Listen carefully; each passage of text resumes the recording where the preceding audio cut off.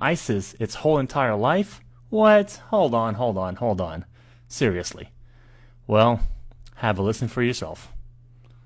You tell the story about how you tried to find out what they call the Mossad when they deal with publicly? I thought it was a reasonable question, but the trouble is you can't pick up the phone book. There's no Langley in Israel that you can look up, CIA or in our case the Mossad. We thought we should ask, what shall we call it in English? You can translate the Hebrew words, as I said, Mossad is institute, but when they write a letter to their friends in the CIA or the British intelligence, what do they call themselves? It took a while. It was a matter of asking the Prime Minister's spokesman. The best you could do, because officially the Mossad is under the Prime Minister's office. And I think he sort of wondered why you want to know and all that, so we explained. And he came up with the Israeli Secret Intelligence Service. I mean, if it were to have initials, it would be ISIS. Just simple words like that. Interestingly enough, kind of a British model. The British don't really like the names MI5 and MI6 for... Did you get that? ISIS. ISIS. Israeli Secret Intelligence Service. You fools. What? Now you're gonna tell me that this al-Baghdadi guy is an Arab leader of a caliphate? Come on.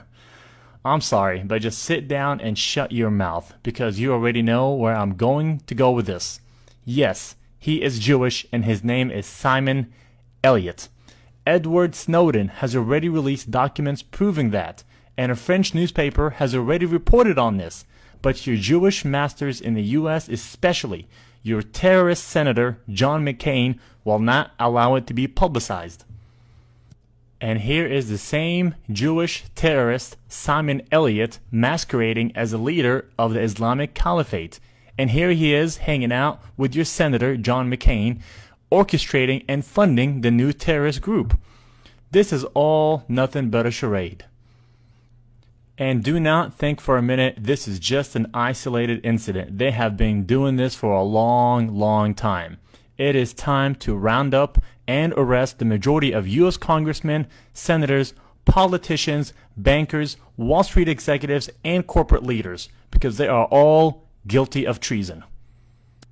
And in this next clip, I will show how the majority of the quote-unquote Muslim terrorist leaders are actually Jewish and are masquerading as leaders of some sort of radical group only to sell you the propaganda right here in the media in the United States.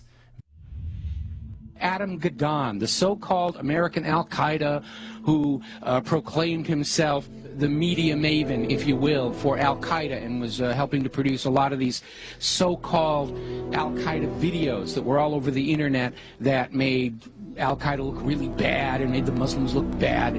Should you fail to comply in full, we will deem it sufficient justification to continue to fight and kill Americans. Come to find out, Adam Gadon's real name was Adam Perlman.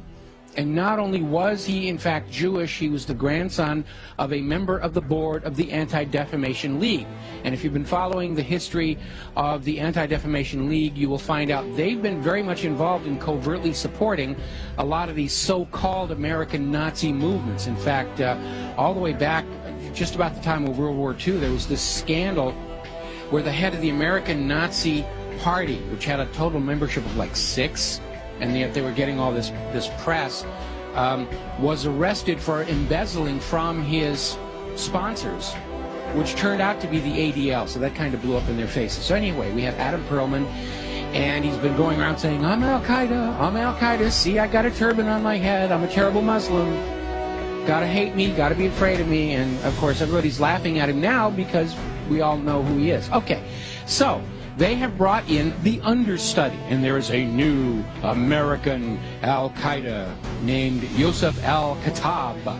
Ooh, big scary name, and they've got a picture of him out there where he's holding all these guns and knives, and he's dressed up like a wannabe Rambo, and he's scowling at the camera, and he supposedly has this website with things in it, like pictures of the Statue of Liberty with an axe buried in the back of the head. I mean, very heavy-handed, very over-the-top. There was also a link to a puppet show mocking Danny Pearl's beheading.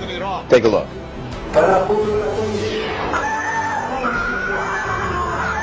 Oh, that's awful. You know, just looking more like a movie prop than anything else here.